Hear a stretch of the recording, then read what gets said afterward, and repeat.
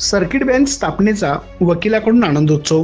कोल्हापूर येथे मुंबई उच्च न्यायालयाचे सर्किट बेंच स्थापनेची अधिसूचना जारी झाल्याने इचलकरंजी येथील वकिलांनी न्यायालयाच्या प्रवेशद्वारासमोर फटाक्यांच्या आतिषबाजीसह साखर पेढे वाटून आनंद साजरा केला।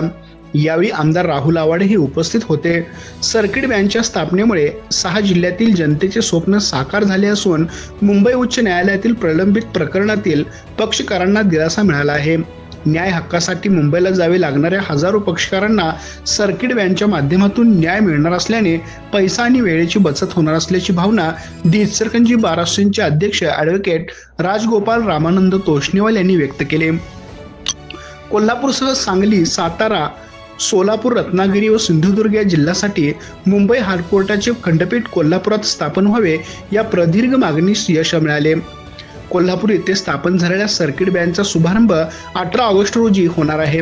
वकील व पक्षकारातून यावर प्रचंड उत्साह दिसून येत आहे। यावेळी बोलताना ॲडव्होकेट राजगोपाल तोष्णीवाल यांनी कोल्हापूर येथे सर्किट बेंच स्थापनेसाठी सर्वोच्च न्यायालयाचे मुख्य न्यायाधीश भूषण गवळी, मुंबई उच्च न्यायालयाचे मुख्य न्यायमूर्ती आलोक आराधे, महाराष्ट्राचे मुख्यमंत्री देवेंद्र फडणवीस, उपमुख्यमंत्री एकनाथ शिंदे व अजित पवार, खासदार धैर्यशील माने, आमदार राहुल आवाडे तसेच लोकप्रतिनिधी, बारचे सर्व माजी अध्यक्षांचे व पदाधिकाऱ्यांचे सहकार्य मिळाल्याची कृतज्ञतेची भावना व्यक्त केली।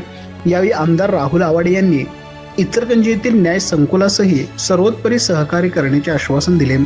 यावेळी ज्येष्ठ वकील ॲडव्होकेट DM लटके यांच्या वाढदिवसाचे निमित्त साधून ज्येष्ठ वकील ॲडव्होकेट MD जमादार यांच्या हस्ते त्यांचा सत्कार करण्यात आला।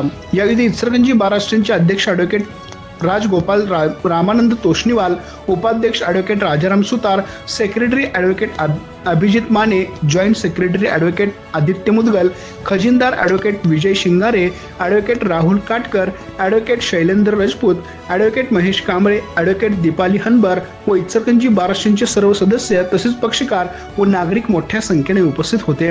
आमच्या प्रतिनिधीसह पाहत रहा